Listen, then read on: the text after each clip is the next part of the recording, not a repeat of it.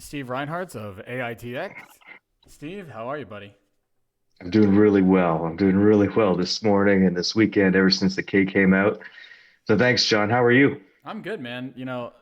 Just kind of reveling in the moment of the K coming out better than everybody expected, and me kind of being able to say, hey, this is stuff we've been telling you for months. Anybody that didn't believe it, the proof's in the pudding. That's exactly it. That's why I'm so excited. You know, we put the K out on Friday, right? And it was a big effort. There's a lot of parties involved, and um, the comments start coming in. Friday evening, Friday night, and answered a few questions, and people start dissecting it, and they start putting up comments on a few of the different platforms. Hey, they did this with debt, and hey, these notes are paid off, and hey, this is going good, and blah blah blah blah blah. All the like you said, all this stuff that we've talked about. So it's on the one hand, it's a moment to just say, hey, it's cool that we've delivered, even over delivered what we've promised along the way. So that's amazing. It's another kind of cool moment to say, hey, we had an incredible year last year, from rising out of the ashes, so to speak, to huge backlog and, incredible first quarter, incredible first 5 months of 2021. So definitely I want to, take a moment to celebrate our teams that made that happen. Um, and then very quickly, I want to put that in the rearview mirror and press forward on delivering, an even better K next year. So I kind of look at this Q&A as saying, hey, I want to button up any questions, comments, concerns related to the last K. And then I will be looking forward, which is what my job is, to the first Q, uh, and then to the next K. So that's where we're at. It's a cool moment. It's a cool moment to celebrate with you and with our AITX community. No, look, I think it's a well deserved victory lap, right? We spent a lot of time and effort to get here. The company's been through its worst times, been through its best times, and I don't know, man. You're at the next chapter. It's got to feel incredible. And for anybody that was, I know we saw stupid comments, and I will call them stupid comments. For stuff like, oh, the Rex isn't real, it's Photoshop. Oh my goodness, that's hilarious. It's like But that was a we mock-up, you know. yeah, at which we said it was a mock-up, the paint job, So it's like it's an interesting question. Like, if the question is how much do we respond to idiotic comments and ridiculous bashes, and how much do we ignore and press on? It's a question, people always give me advice. I'm always getting unsolicited advice. Steve, don't engage. Steve, do this. Steve, do that. Steve, I'm doing this. Steve, I'm doing that. I'm like, okay, great. Um, it hurts me that some people follow the bashes and make buying or trading decisions on them. So that's why I engage when I have a little extra time. But what are they going to say now? Right? What are they going to say now? We brought real investors into the Rex. We've got real details about the debt cleanup. I mean, everything that I've said is always real. Everything I do is always real. I'm more conservative than I really need to be on a lot of what we do here. And that's because I want to continue to build educated, enthusiastic investor base that knows where we're going, and is hopefully going to reap fantastic rewards. Well, and I want to touch base on that a little bit. So the the first thing being, we remember you getting hit by an individual whose name I won't mention on Twitter, claiming that oh, look at all this terrible debt, and trying to say that it wasn't resolved. It's in the filings. You can see it. Anybody trying to make that argument is either operating off of almost like 6 month old information, or they're just being disingenuous. And, as much as people don't like Steve to engage or don't want me to engage, somebody has to, because, you guys do a lot. I'm going to say that you don't. We have a really great team here. The Rad Army is as strong as ever, and I'm proud of them. But somebody has to nip it in the bud, because otherwise it just balls up. It keeps going, and then all of a sudden it's, well, if the company's not addressing it, then it must be true. Bingo. That's why we have to be present. And you hit it on the head. We have a great community, and I always want to encourage the community, get out there and talk about the good things and hit the bad things. Hit the bashes. And we have a few really good guys who go out and do that regularly, and there's a handful of them in my mind. And I think you guys, if you're watching or listening, you know who you are. I'm really grateful for you to let sites like StockTwits not run rampant with idiotic, misleading information, deliberately misleading information. So I thank everybody for going on the offense for us. We have to do that. It's community, it's OTC. So thank you. Yeah, and I mean, look, I'll touch on it very briefly because I think it's important to mention and to go at. People can say, oh, I don't like a CEO that's on Twitter all the time, or I don't like somebody that's responding to every comment. So I'm not sure if you're 100% aware. Waypoint right now is doing a charity fundraiser for St. Jude's. I know you've done similar with your funding efforts, especially with the merch. We had somebody on StockTwits claim that I was pocketing all of the money and that St. Jude wasn't going to get any of it. Sure. We were pointing the link directly to St. Jude's website saying, hey, donate here and show us the screenshot. But you'll get these arguments that are made in bad faith where it's like, listen, 2 minutes of research would have told you that that's wrong. But if I didn't address that, that people would have went, oh my God, nobody's saying anything. What's going on here? And it's the same thing. It's the same thing. Yep. You have to address some of the stuff, even if you don't want to. It's just, that's the reality of things. I did learn about the fundraise, I think yesterday or Friday from, of course, Fins Up fan, so he made a generous donation, which was quite generous, and which I was really happy that, you and I had a small part in making people profit, and them in turn sharing some of those profits with people that really need it. So, I love those efforts. So I'll thank you as well, and I'll take a look at the fundraise myself today and pitch a bit of money today before end of day as well. Oh, look, I appreciate that, but it also goes back to what we were saying about community, right? We have this great community that says, hey, you know what? I've made a little here, maybe I've lost a little here, but in the end, people are what matter. It's not how much is in your bank account at the end of the day. This all kind of ties back around to, you've said a lot of things, you've made a lot of promises to investors, and one of the things that you kept getting hit on was, oh, Steve never gives a definitive timeline. Well, I think looking at the K shows there's a reason you don't give a definitive timeline. Things take time, but everything you've said has come to fruition at this point. Yeah, when I can give definitive timelines, I give them if it's within my control. But the way I look at it is, unless it's directly handled by me, then stuff can happen. And, I know you know this, and I'll just explain it for folks who might not understand this, but in my role, if I say something, it creates an expectation. And if it doesn't come through, then that expectation creates liability for me and the company. So I always have to hedge, unless it's something that's like stated in the Q or the K or something like that, that's, been definitively happened already, then I can talk about it.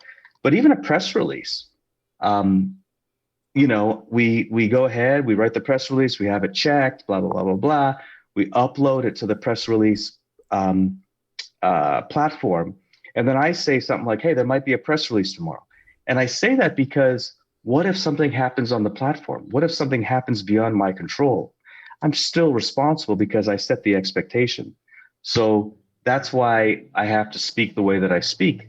The K, this particular K is notable for a couple of reasons. Number one, there were new SEC requirements that I had posted a few days ago that required a bit of a rewrite and some double checking and just some stuff like that, right? That kind of threw us in the loop. And the other thing was there were so many notes paid off, and that whole section was so big. There's a lot of work that went into double checking every single transaction, making sure the full backup for every transaction is approved by the auditor before it gets filed. So this was a big lift. So it's great that we got it all done. Biggest part for me is we got it all done on time without filing an extension. And that's where we want to be going forward. I want to be filing on time, no extensions going forward, which again is notable for an active OTC like ourselves. Yeah, I mean, look, that on its own is huge, but it's important. I think the saying is, "Don't count money that isn't in your hand," right? You kind of have to operate that for everything with the OTC and then just life in general, because until it's done, you never know what's going on. It could be something like, hey, we uploaded the PR, it didn't, for some reason it didn't hit. OTC Wire had an issue. Or it could be, hey, we had this at the last minute. The client wants 3 more units. They want it all delivered at the same time. So we need to push it back a day or two. Stuff happens. Bingo. Stuff happens. Stuff happens. So wild. Well, hey, you want to touch on anything else? I hope that there's questions from folks that are tuned in. You want to hit that, or is there anything else on your mind first? Yeah, well, actually, I do want to ask one question while these questions come in. There's a lot to unpack in the K. What's the one thing that you really want to point to and say, I told you we were going to do it. There you go. We did it. Yeah, no problem. No question there. It's the debt. It's the fact that we definitively, put to bed, like you said, the rumors, the disingenuous, the bash rumors that were just so ridiculous about the debt. I mean, I put it in a press release. Like, if I put it in a press release, it's 100% official. If I tweet it, it's 100% official. Those are both official communication channels for AITX. But then seeing the detail and seeing note after note after note, and then seeing the terms of the debt, how I converted, almost all of it to a 3-year note with 12% interest and no need to service the interest with outgoing cash flow during the term. That's like one of the best deals I think I've ever made ever. So that would be my overall most notable element of the K by far. That allows us, that allowed the stock to soar. It created, in my opinion, $500 million of profits that were taken by AITX investors, which is why a lot of us are here. So big outcome from that. It also will allow us to raise additional funds in a minimally dilutive way so that any of these remaining chatters of reverse split might finally go to bed, although I'm sure they won't, but they should.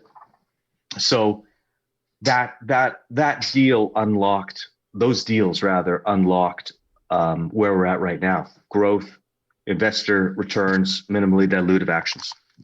Well, and it's funny because I think one of the rumors that have been going on every month for the past, I think we've been working together like a year now, was Steve's going to reverse the stock again. It's been a year. This has been the rumor every week for the past year, and it hasn't happened. At what point do you just stop with the baseless claims and just come up with new material? If you want to bash the company, be original. Yeah. And sometimes there's some fantastic original material that I've seen. It makes me question the psyche of the people that produce this material, right? I'm like, this is really what you're spending your time on. It's a remarkable psyche.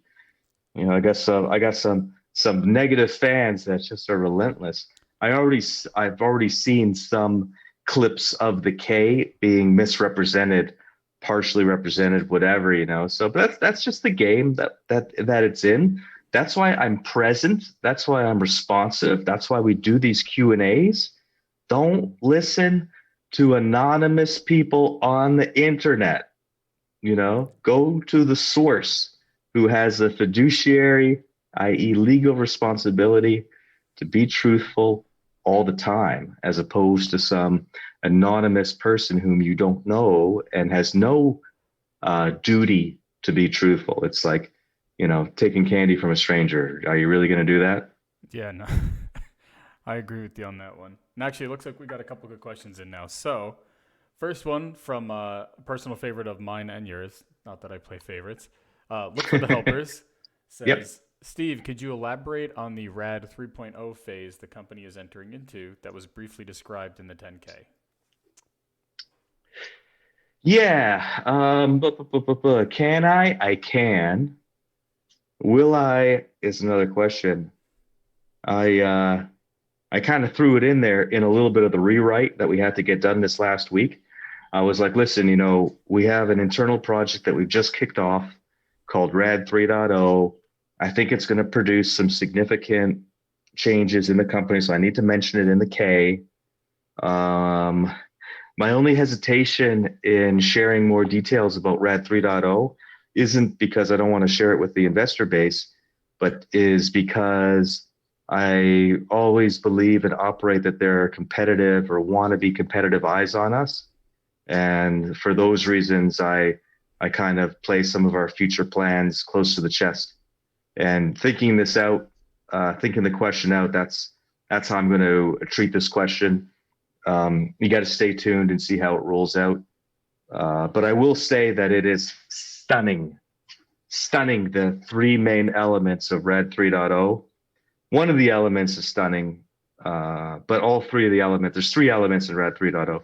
One is super boring, one is fairly less boring, and then one is super cool. But they're all elements of allowing RAD to scale beyond 500 deployed units. So that's really what RAD 3.0 is about. It's about saying, hey, what do we have to do? Like we could get to 500 right now with our architecture and the different pieces that we have in place. But internally, we're challenging the team beyond 500, and that's what RAD 3.0 is about. All right. Now to switch over to Twitch because I want to do one and one so everybody feels like they're kind of being heard.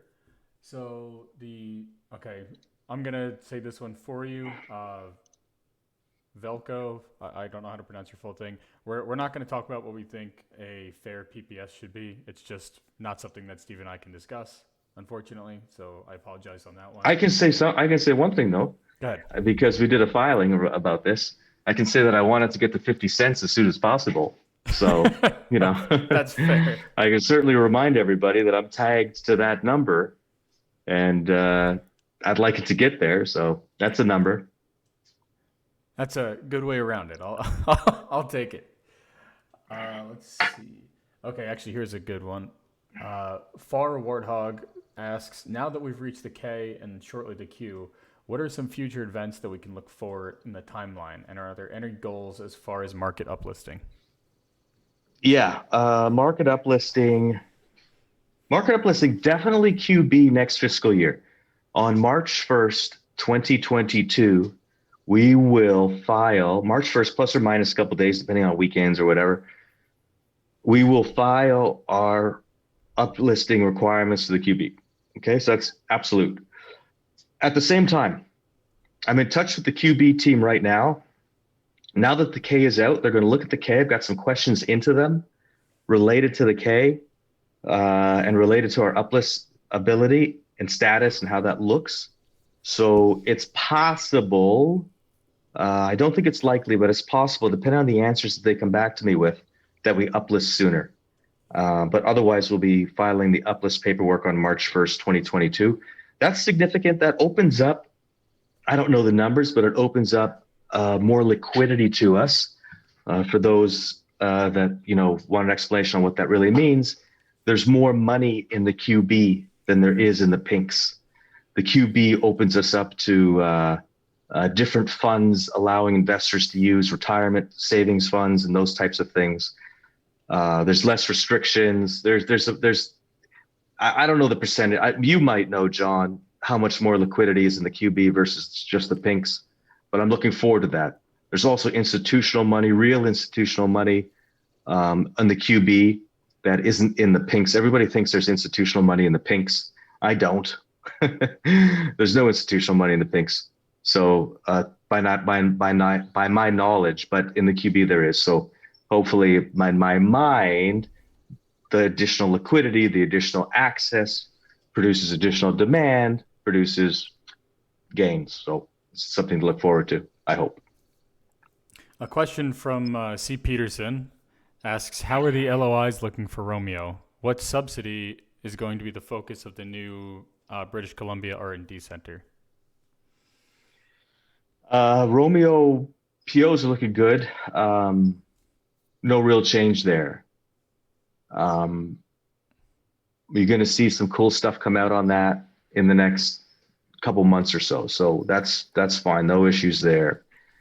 The British Columbia Programming Office is really falls under the standard Canadian tax law from Revenue Canada for the SR&ED credits, the SH and RD credits. So not really any different than Ontario, Canada, where our existing programmers are.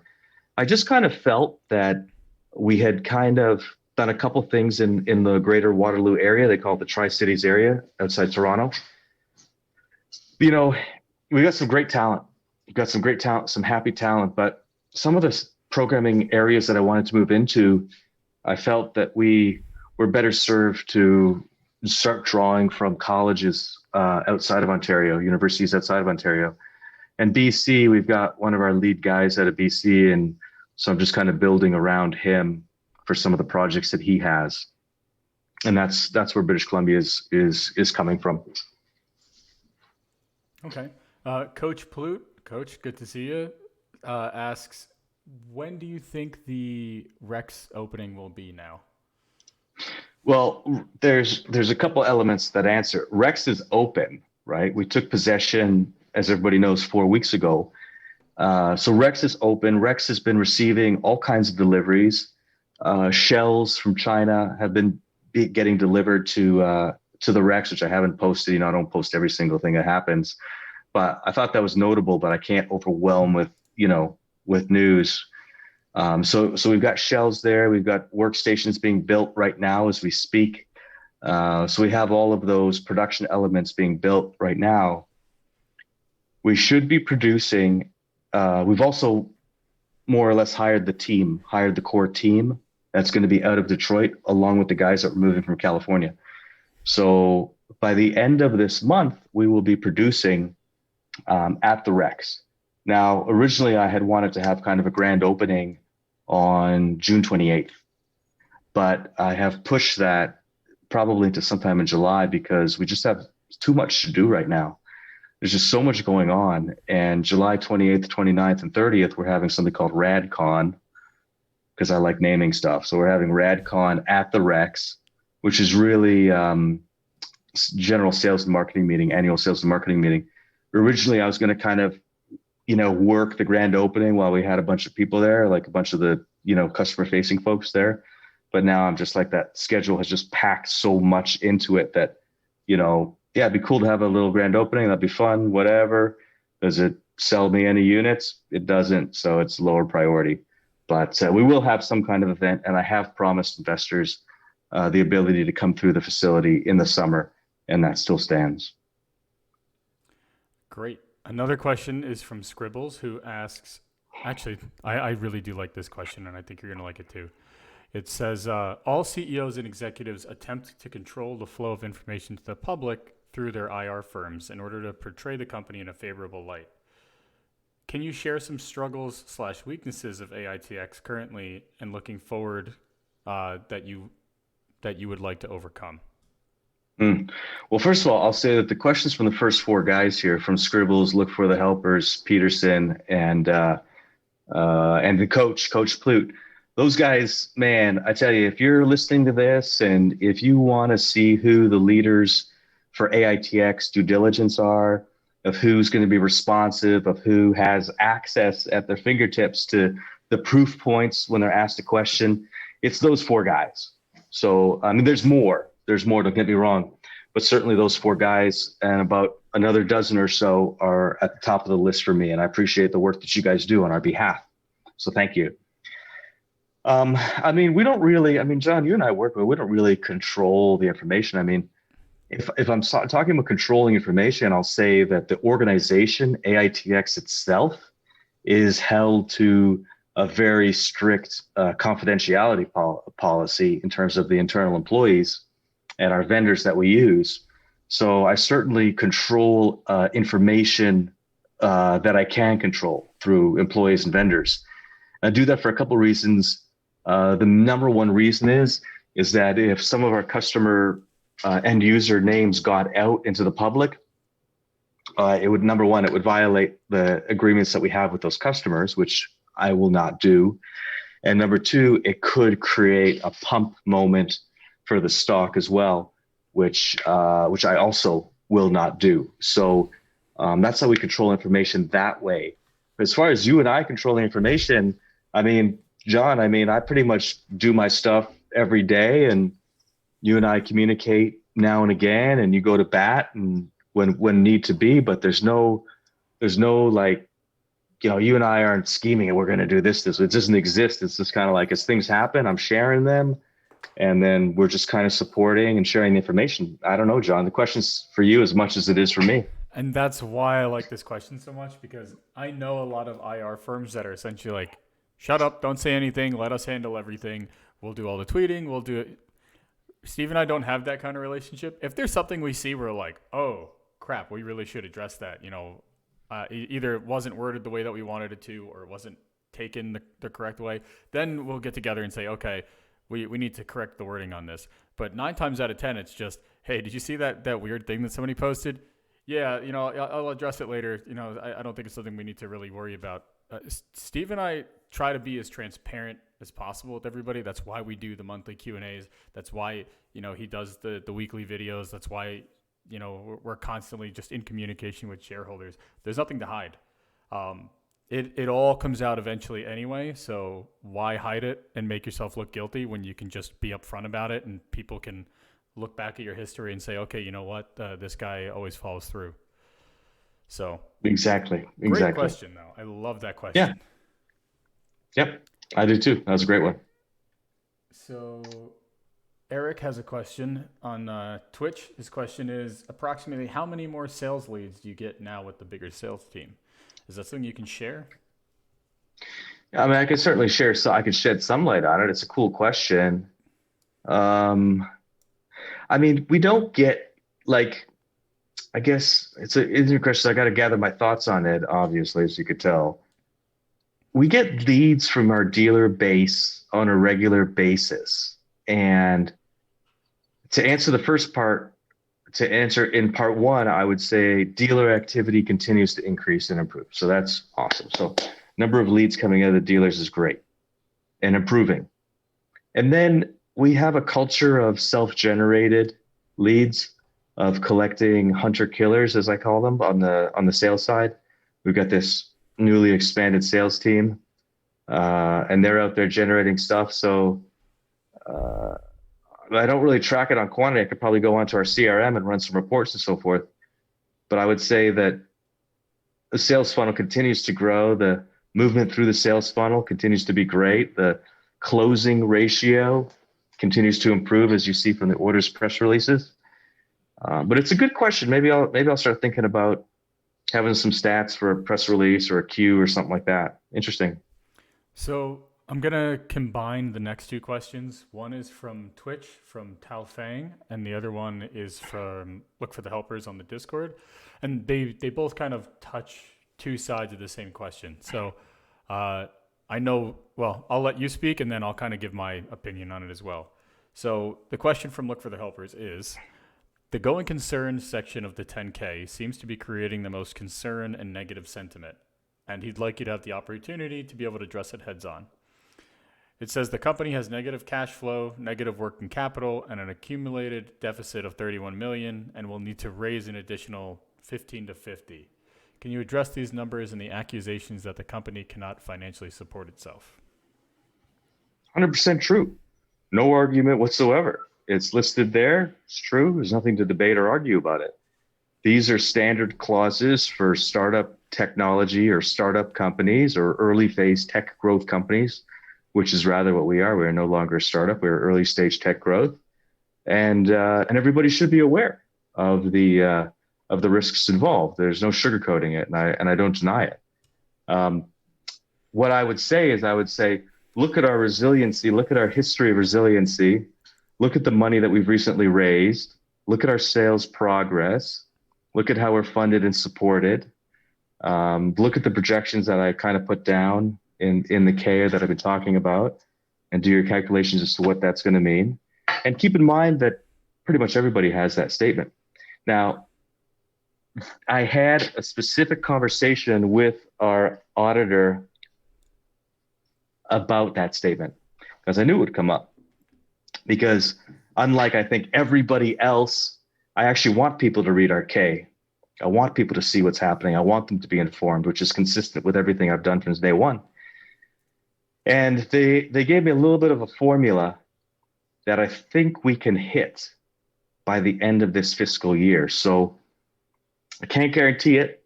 And I think at this moment, the odds might still be stacked against us. But I have a degree of confidence that the next K, I might have that statement removed. And that will be a tremendously significant moment in our company's evolution. So that's where we're at on that. Where you stand on that, John? So, okay, so I've had him on the podcast before. Brett Rosen of RB Capital. We've talked before. One of the things that we talk about a lot is cash on hand, right? And how if we hear that a company's, and I'm of a similar mindset. If I hear that a company, especially somebody in the OTC, we spoke with Danny from Brav about this as well. If they got a ton of cash on hand, it usually means that they're not innovative, they're not growing, they're not trying to increase their market share. Companies in the beginning lose money.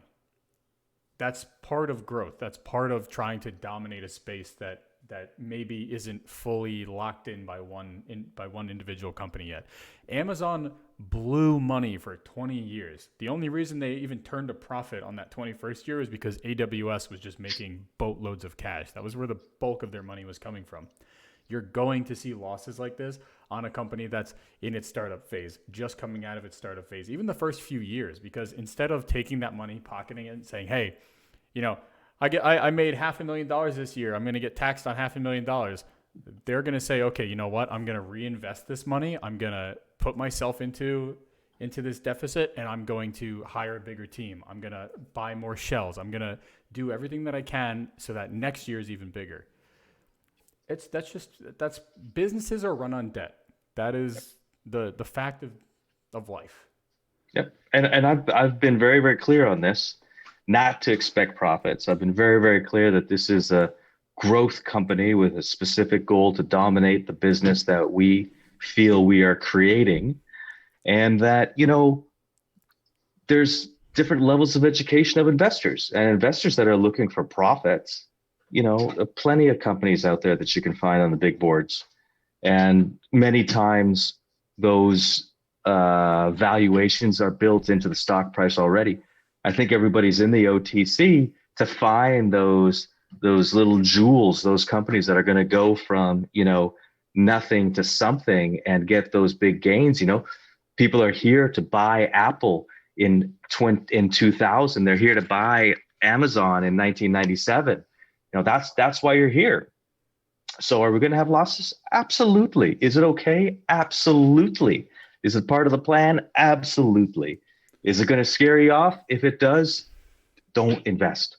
But the information is out there. So don't invest. And then after the fact, wring your hands and say, oh my goodness, there's no profits. There are no profits. It's okay.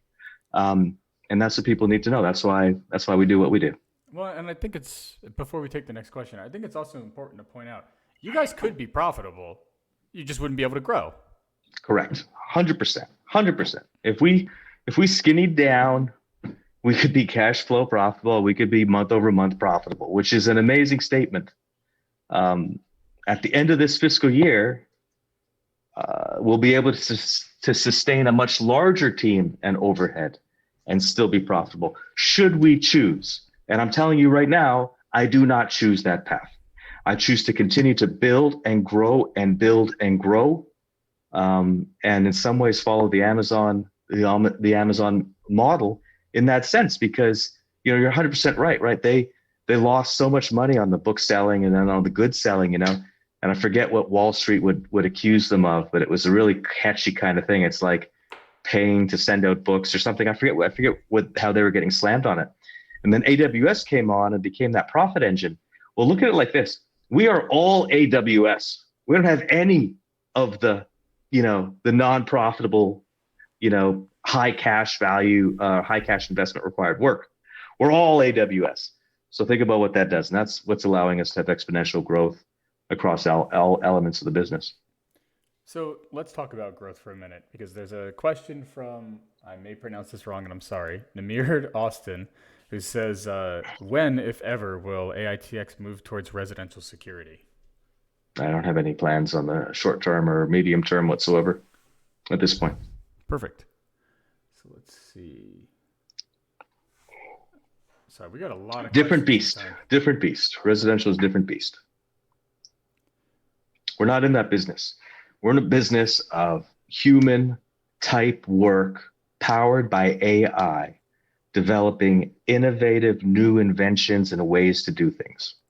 We have so many suggestions that I just got one while I'm on the phone from one of the guys who's very prolific at sending me suggestions. And I get that a lot, but again, people need to stay focused. We're creating new ways to do things. I'm not interested in necessarily doing old things better. Got a whole army of people working on that. We're creating and inventing new things. Very different beast. Yeah, everyone and their mother is trying to be the new the new home security solution. So it's a crowded industry and it's a race to the bottom right now. It's honestly not a good place to be in, and that's from somebody who was in that industry. Yeah, and it's boring. Let's be honest, boring. Dude, it's so boring. I want to create new stuff. Yeah. So actually, ties into that real well. Scribbles asks, can you speak on the software solutions that are currently in the works? If you could elaborate on the 1, 3, and 5 year vision of your software development. I haven't really put it in terms of the timing like that. And there's elements that are under development right now that I don't want to share for the competitive reasons that I mentioned earlier. So I don't have much to say on that. You're gonna have to wait and see. Sorry, Scribbles. I know you. I see you. Good question. I get it. Can't answer. So this question touches that 50-cent comment that you made earlier, which is Dignals asks, previously you had heard mention a target stock price that would eventually be set up by AITX and made public. Any update on this? And the reason that I'm going to continue it into is somebody asked what happens at 50 cents. We've talked about it. It's been in press before, so we can speak on it. So when I had made that tweet, that was my foreshadowing of the 50 cent target that I'd be allowed to talk about after the filing. So that just for those people who kind of take my teases and want to connect the dots to the action, that's the dot that connected there. 50 cents, yours truly gets a few shares, which is awesome. So that's what happens. So that's why I kind of structured this as a bit of a comp thing. I structured it so that, investors know, hey, I want the stock to get to this price. I get paid, and some investors connect better on the financial side. Some investors don't always connect when I say stuff like, I love what I do. I love our mission. I love our team. I'm having a blast. I want to keep going. I haven't compensated myself. I don't care that much. I just love how I'm spending my time. Some people are like, I can't be. That guy needs money. He's diluting shares. He's doing this. He's doing that. So I'm like, okay, whatever. Should we play that game? Fine. So now I get a host of shares when we get to 50 cents. I get a bunch of shares, much smaller amount when we get to 30 cents, and I get a much greater amount when we get to 50 cents. So I'm on your side. Let's get to 50 cents. And I think it's fair to do stock-based compensation. I mean, again, people can see what you make in the filings. It's not a secret. And if any, I mean, I don't know how you can squeeze blood from a stone. You guys are already running at 100%, but stuff like this, you can kind of eke out that extra 10, 15%. Maybe you go in and work 12 hours on a Sunday that you promised your wife you wouldn't work. Trust me, I do it all the time. I get it. Listen, I want to make it known. It's been 5 years. I do plan on getting paid next year, right? There should be no question about that. No one should be surprised. I need to get paid eventually, and that's going to happen next year, next calendar year, most likely. So Again, me just being open and transparent. Is it earned? 100%. People like John, you tell me all the time, take some money, get paid. I will when the time is right, and that time is going to be next year. So, okay, this one we can touch on for 2 seconds, and then we have a lot of questions, which I didn't realize we got this many. Allied asks, any update on a patent? How do you think this can differentiate RAD from other competitors? You know how I feel about software patents, but go ahead. I have a host of patents. I'm not going to be specific on what kind of patents, but I have a host of patents that should be filed this calendar year. I'll leave it at that. I'm not a fan of patents either, but there are some elements of some types of patents that do interest me, and that's what we'll be pursuing. Oh, see, I like that change. Like I said, it's not quite a change. It's more of like the situation has broadened. I'm not filing software patents. No, for sure no. not. Right? I'm staying consistent there. Yeah, but there's other types of patents that I think I'm interested in, and that goes along with some of the things that we're doing on RAD 3.0. And that's kind of what I mean on that. Again, I have a couple myself. I wouldn't waste $1 on a software patent. It's a waste of time. It's a waste of time and money. Yeah. So, but that excites me, knowing that there's stuff going on back there. Yeah, there's stuff going on it. I think that everyone will be very happy on. I think there's so many things happening that everyone is going to be happy about. So, and I think everybody should be happy right now, just based on all the proof in the K, all the progress this year. These are good times right now. So Scribbles, looks like that answered your question too. So you're welcome, even though I totally didn't see it. Look for the Helpers asks, sounds like the company is entering a new phase that will be focused on software development and possibly entering into non-securities industries. In the security industry, you've had security companies as dealers and partners to help sell products, but also to give RAD feedback from customers. Do you foresee having similar partnerships, force multipliers in other industries that you're targeting? Certainly, for the balance of this fiscal year, the focus is going to firmly remain in the security and facilities space. So don't expect announcements or developments in other spaces this year. If the year goes as planned, then I'll start to work on some development ideas that I have in other industries that leverage the technology that we've built for the security and facility space. But that's where it's at right now. Right now, it's all security, all facility, all day. So let's see. Great answer. I want to make sure we're not missing anything good here.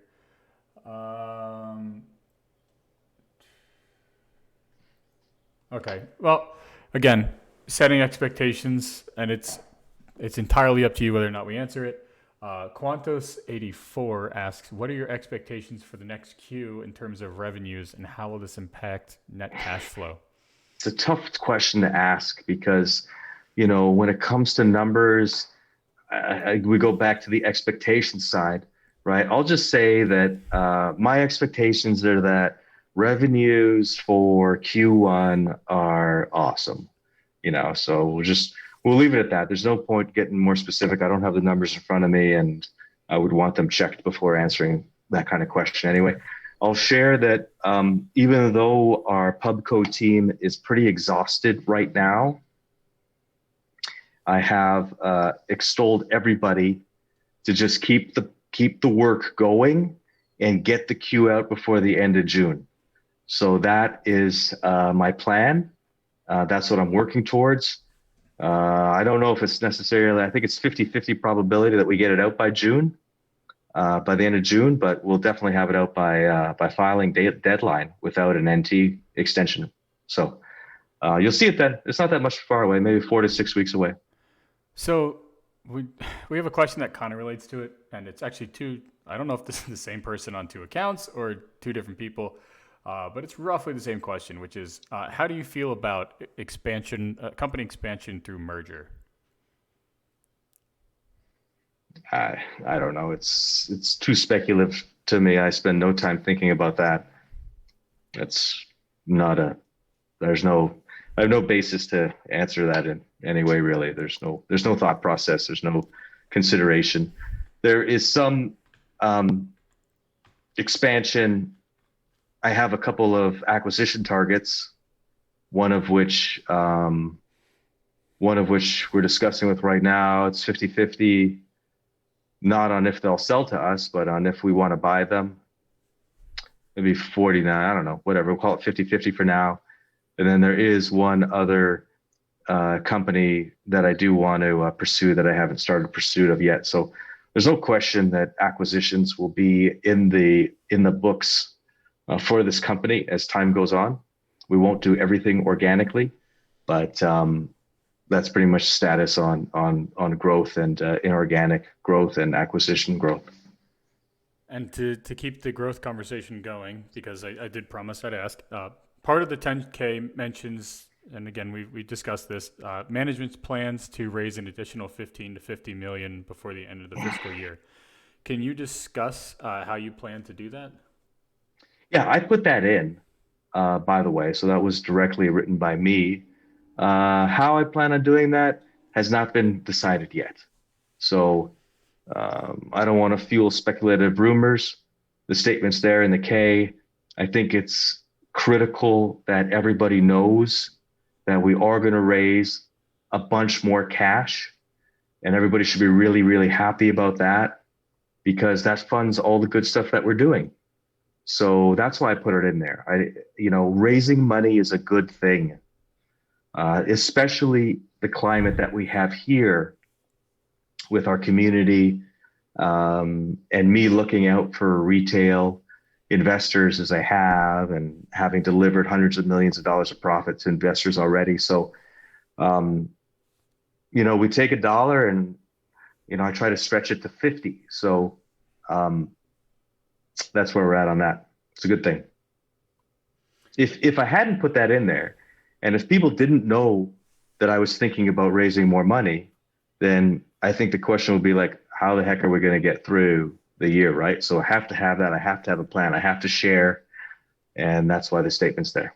So let's say, full optimism. Let's say you get the full 50 million. Do you have anything earmarked for, hey, I'm going to spend it on this, this, and this? Or is it kind of just, I don't want to share it yet because there may be competitors listening, but I've kind of already identified these are the key areas of growth I would want to focus on? Yeah. I haven't broken down at different levels what we would do with 15 to $50 million. One of the things I would do is I'd get rid of that going concern paragraph. I'll tell you that. That would be gone. Other than that, I have, very specific short-term goals and actions that need to be accomplished. And then I have midterm actions, including fundraising. And as we get the ability to start planning on the midterm, then I'll flush those plans out.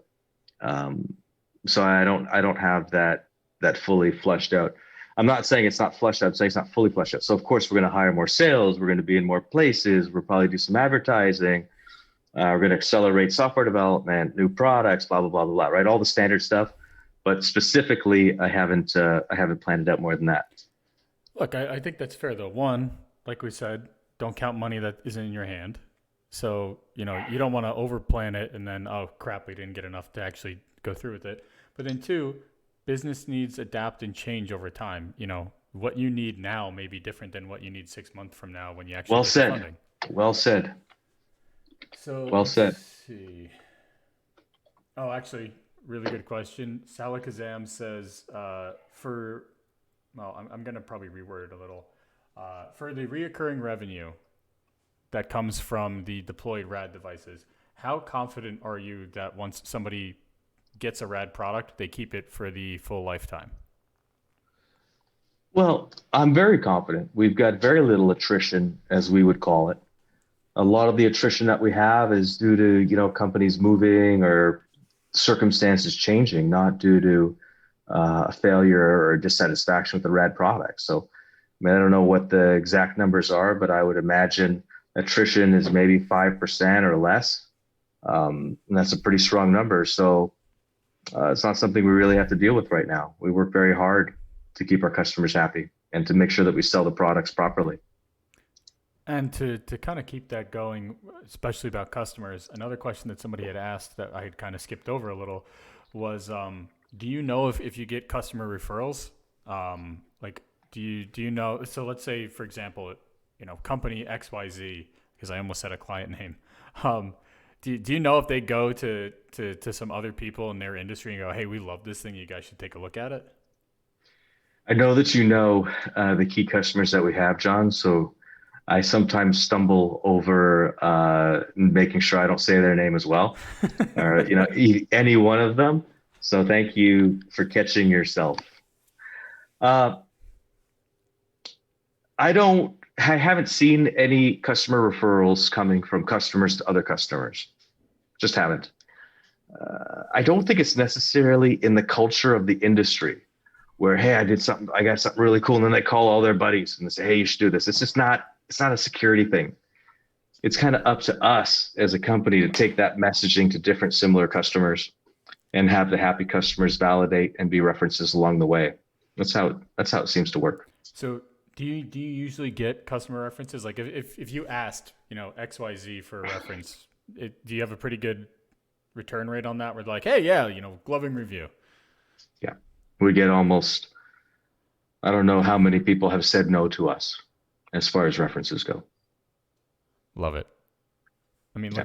look, that's huge, especially if you're going to larger clients, because they're going to say, who have you already worked with that's, of our stature. So And this is a big victory moment, right? Because how do you get that snowball rolling downhill?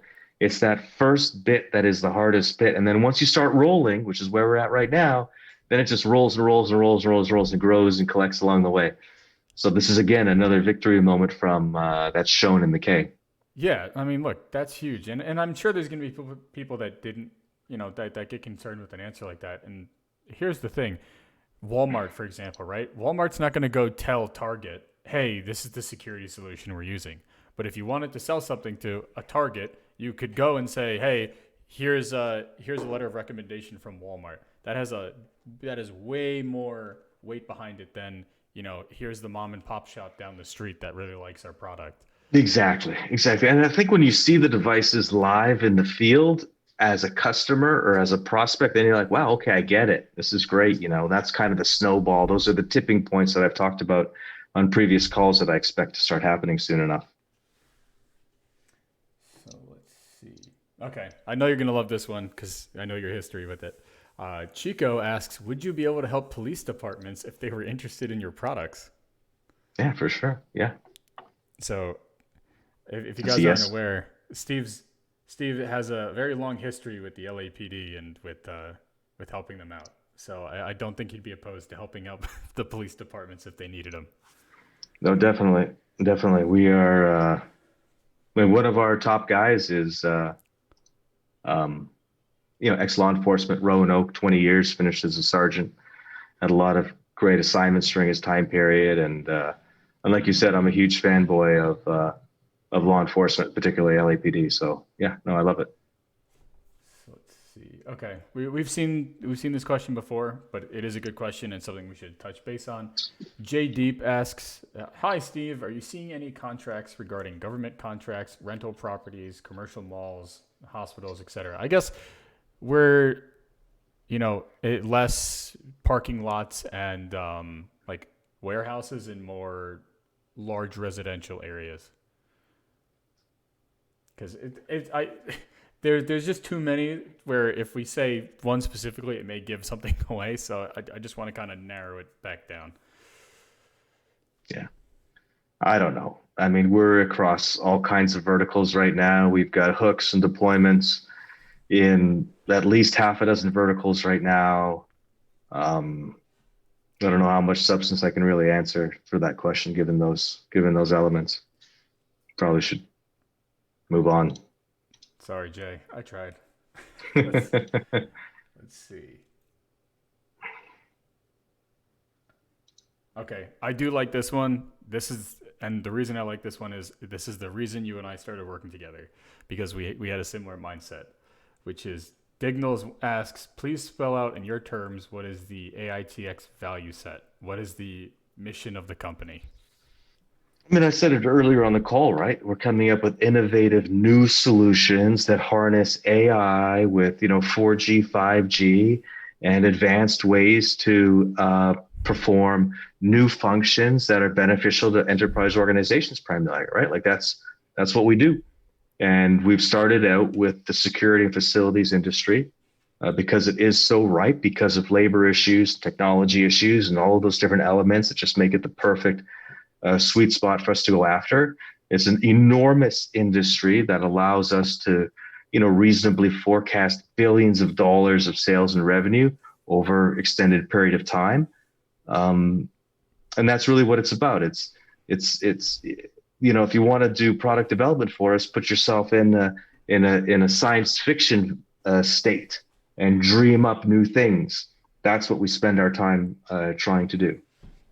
So to kind of stay within this universe of company mission, you have the Rex. We know that you're doing some hiring right now.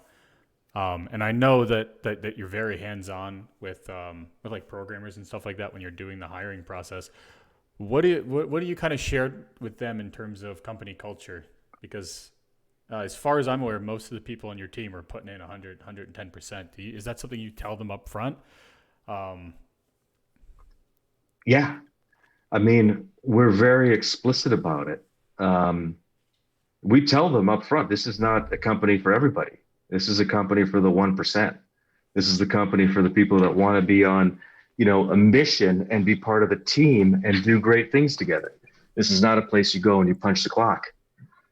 So I'm very explicit about that. And as part of the interview process, we talked to several different people, and they should all be setting these expectations.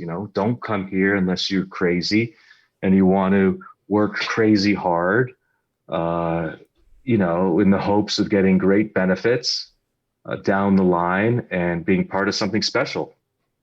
Our culture itself is one of the strong points of this company. I don't know if it's on the RAD website. We just updated our culture document, which will be posted in the next week or two. But that's where we're really talking about the piece that I added to the 8 elements of our culture is a diversity piece that wasn't explicit enough.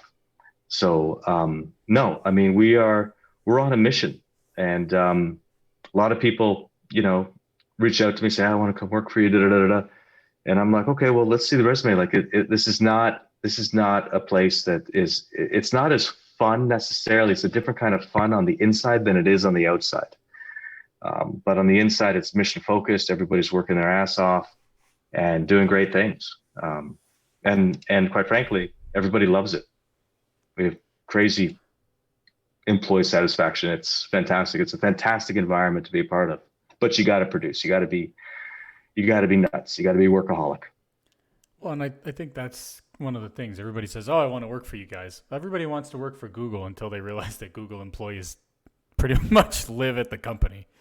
Yeah. But there's nothing wrong with that. There are people that are built for that specific environment. And if you get a team of those people, that's how you can punch above your weight. Which is exactly what we do. You're using the exact words that I've used over the years. So, and we do punch above our weight. We put out incredible productivity for the amount of team members that we have. But we're also very smart with our money. The fact that we have, a lot of our research and development operations in Canada, saves us a lot of money, lets us hire more guys and girls for that matter. We move over to Detroit, Michigan, where we save a lot of money over California from a labor and transportation and just a lot of different feature standpoints. So, it comes back to what are you investing in? Who are you investing in? And here I've shown, I'm not into building a local empire of sorts. I don't go into the office. It's not about me. It's about the mission, and the mission will, be in Michigan, Ontario, British Columbia, California. We've got employees in Illinois, Missouri, North Carolina, Florida, Georgia, Arizona, Texas, maybe missing a state or two as well. So, the way I look at it is like, what fits best? What puzzle pieces are available to me? Which do I want to take? How are they going to fit into the puzzle? And that's really what you're investing in. Is you're investing in my ability to use those puzzle pieces correctly to continue to grow and fulfill the mission of dominating this industry that we feel we're creating. That's ultimately the decision that you have to make. Well, and that's one of the things that I want to kind of hit on is you specifically, right? Because a lot of the stuff that you see is, oh, Steve's trying to enrich himself, or some other stupid argument like that. The man could write his own ticket and probably work at any of the top security firms in the United States, if not the world. One, just based on what he's done already. Two, the products that you've developed. I personally know a few, very top level security firms that would snatch you up in an instant to build out their products. This is, I can tell it's the vision of a man that wants to leave his mark on the world, less than somebody that's just in it for the money. If you were in it for the money, I don't think you'd be busting your ass this hard for 5 years without any compensation.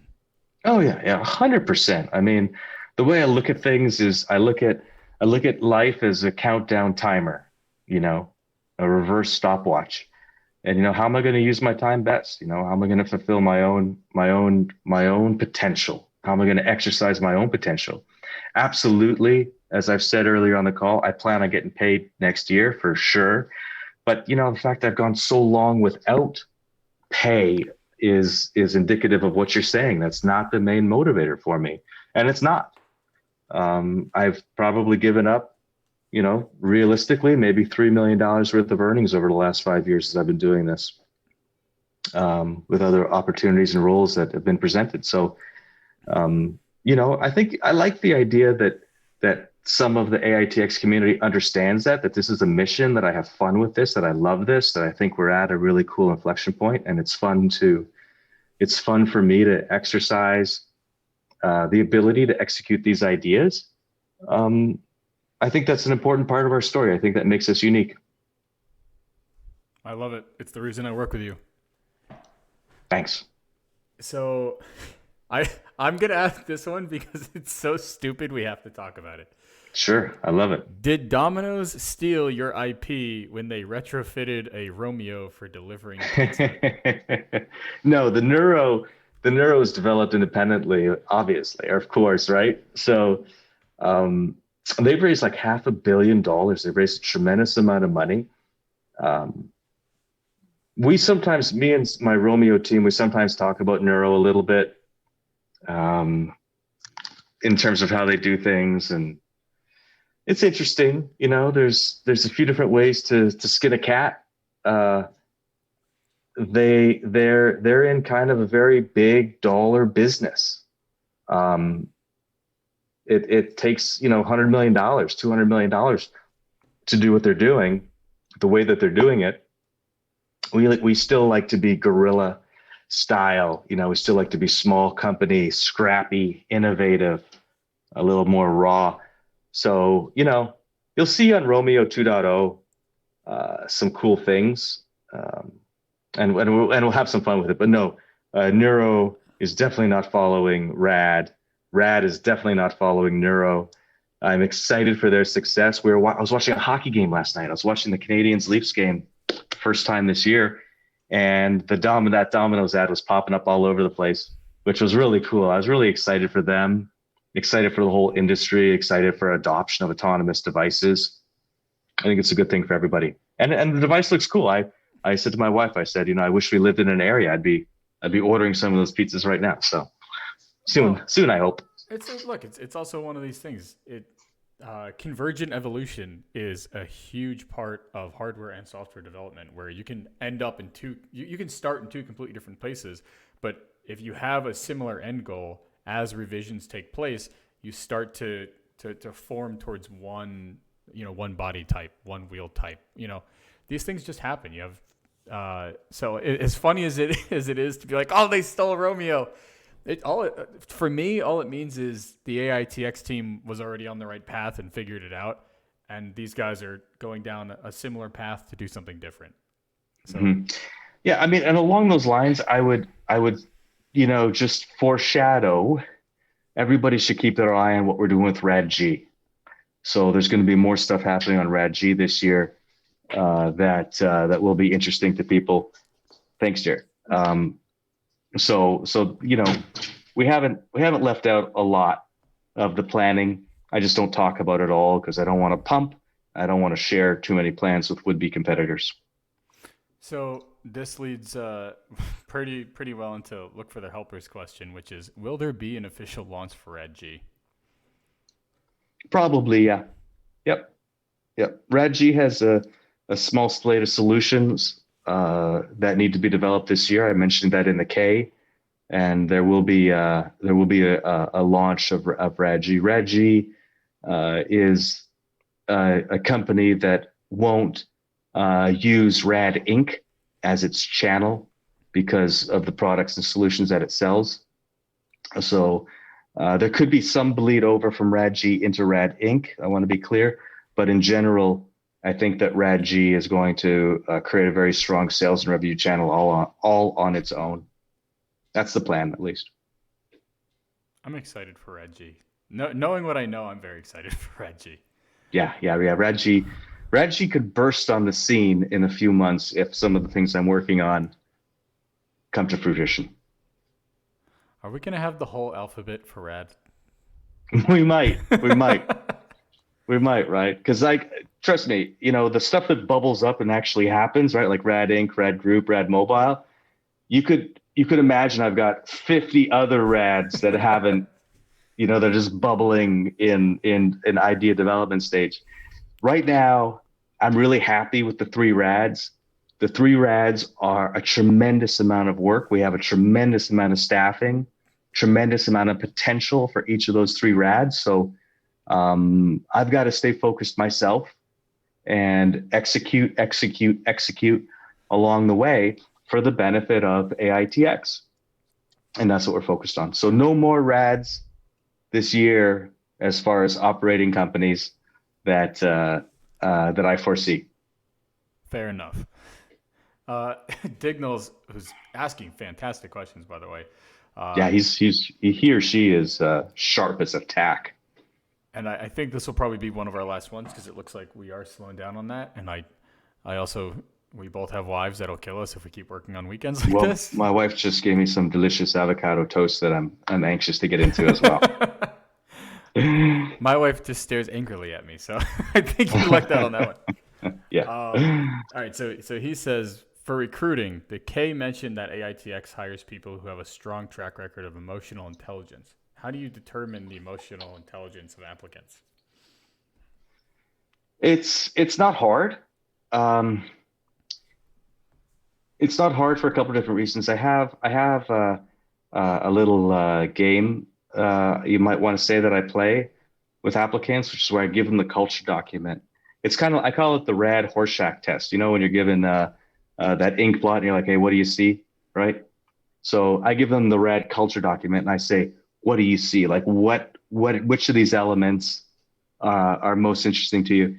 And I can tell from their response a lot how they really operate. So for example, some people might come back and they might pick an element and they might give a negative relation to that element. So they might say, yeah, at my last place, I really hated because they didn't do that, right? No problem. So I can kind of, have some information from EQ on that.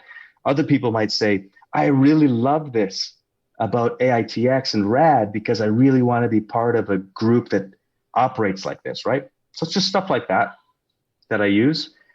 And then it's a team environment as well. So because as a company, we promote EQ in intercompany relations and in how I treat everybody, we kind of are very open with our feelings and how we treat each other. So we'll come to a conclusion pretty quickly if somebody has suitable EQ that could be unlocked. Because so often, so many other companies require employees to wear a mask, show up like this. This is how you talk. This is how you speak. This is blah, blah, blah, blah, blah, blah. And at RAD, number one, I want people to wear RAD gear for sure. Hey, wear your RAD gear. But I want you to show up as you are, who you are, because that's where your most potential comes from. So I really encourage that. A couple slip through. There's always a couple that will slip through. It can't be 100%, but otherwise, we just have a great working environment. And that's kind of my number one job, is to maintain that for the benefit of the whole team. So we've gotten a lot of really great questions throughout the day. You had a fantastic K that once again just solidifies that everything you've said is going to happen has happened. What's next? What can you share with the Rad Army? Um, I encourage everybody to look at that management section, as far as revenue projection, as far as some of the plans that I'm stating in the K. Ks and Qs are interesting because they're rearward looking. And I opened up the call with you saying, hey, you know what? I'm happy about the K. It's a cool moment in our company's history. Let's talk about it. Let's take a moment just to celebrate it, and then let's move on. So I want to, obviously there'll be some trickle out stuff as the K is posted Tuesday morning on the SEC site. I have to deal with some stuff or answer the same questions 10 times over the course of the week. But otherwise, it's moving forward. It's stay tuned. It's look at what we've done this past quarter. It's look at the Q. It's see if you start spotting any Rad devices in the wild over the summer. And it's just exciting times. It's more exciting times than we've ever had. And it's a lot to handle. It's a lot to consume. It's a lot to handle. I encourage people to stay tuned and have some fun with it, as am I. So I will give you infinite props for essentially doing what most people are unable to do in the OTC and then going, yeah, all right, we did it. Next.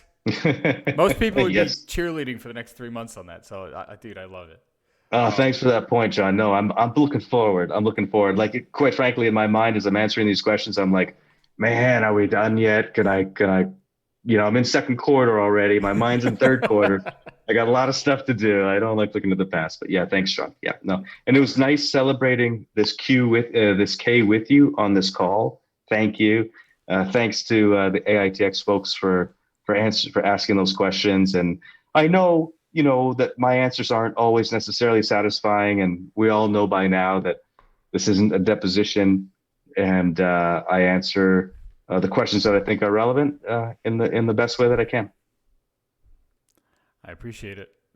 Seriously, these are one of my favorite ones to do because it's no bullshit. It's no, we can't talk about this. It's just, let's put it all out there, see what everybody has to say, and we move on. One question I do have for you though is, so I've seen some pictures of some AITX devices out in the wild. Are you now obviously you still have your NDA, and just because the photo's out there, that doesn't invalidate your NDA. Are you able to say like, yes, that's a real photo, or no, that's photoshopped? Or do you kind of I can tell you. No, I can tell. Are you talking about the unit in San Jose outside of an AMC theater? That is exactly the photo that I'm talking about. I love that unit and I hate that unit. And the photos are real. The photos are real. I love that unit because it's been out there making us money for a long time, right? I love that. That's what we're here to do. I hate that unit because it is in such a public space and so many people see it and connect to it. And it's an old 1.x unit. So I've committed on Reddit or some platform that I will replace that unit with a beautiful 2.0 unit, which is night and day, sometime this calendar year. And then I'll be happier about the photos that are coming out about it. Right now, I'm like, yeah, it's cool, but man, I wish it was our latest gen product. So if you do that, if you give them a Gen 2, what happens to the Gen Yeah. 1? I scrap it. I'll pull out the pieces and parts that we would reuse in a future build, and then we just dispose of the pieces. I think some of the guys I think that they've taken some of the aluminum framing and dropped it off at scrap yards. I know in the past on the S&P days, we stripped those and we sold the parts that we could, just to make sure that we're being fiscally responsible. But there's no value. We have like Scott #1, the first Scott that ever went out to anybody. So kind of have that as like, a memento. We have the first couple Wallies, an early Rosa. The Rosa 270s haven't arrived yet. Obviously, we've got some Romeos. So just for kind of posterity, we're keeping some devices. Otherwise, scrap and move on. Again, moving forward. So that's where it's at. So no, so no. What the hell's the word? No rad museum. Is that what I'm getting? I don't know. Lukey wants to do something in Detroit. And I'm like, I don't know. I said, I like the idea, but we have 1,000 other things to do that are higher priority.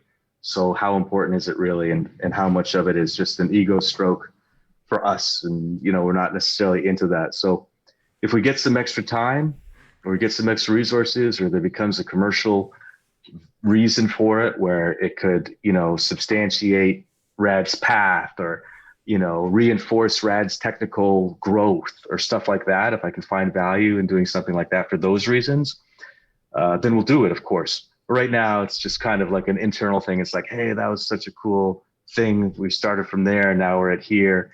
But beyond that, I don't think it has much value to us unless I could, again, connect the dots to something value for us.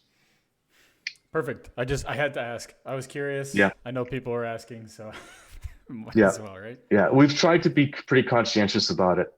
I actually somewhat collect old technology as well from, old telephones, chips, EPROMs that were on Apollo, so I have a personal affinity to that because I love thinking and watching where we've come from, where we're at now and where we're going. In fact, I was going to post a picture this morning. I took a little bit of time and I was reading an old book from the 1960s about Leonardo da Vinci and some of the how he innovated and how back in those days we had this, art and science was, one and the same. Very interesting, very fascinating. So I spend a little bit of time on that as I work to think about where we're going, just out of interest. I don't know if anyone gives a shit, but just letting you know. Listen, I do the same thing. I have an original Apple II that I refurbished and got working again. And I have a ColecoVision that I fixed. I love old technology. Wow. Coleco were my best days. Those were my best gaming days on Coleco. Well, come over sometime. We'll play together. I have Donkey Kong. Ah, I still dream of Donkey Kong. Well, my friend, I will let you eat your fancy toast. I'm quite jealous. Now I'm going to have my wife make me fancy toast. That's right. That's Guys, right. thank you so much for joining us. As always, it has been an absolute pleasure, and I'm looking forward to the next one. Thank you, John. Thank you, everybody. Enjoy the rest of the weekend. See you later. All right. Bye-bye.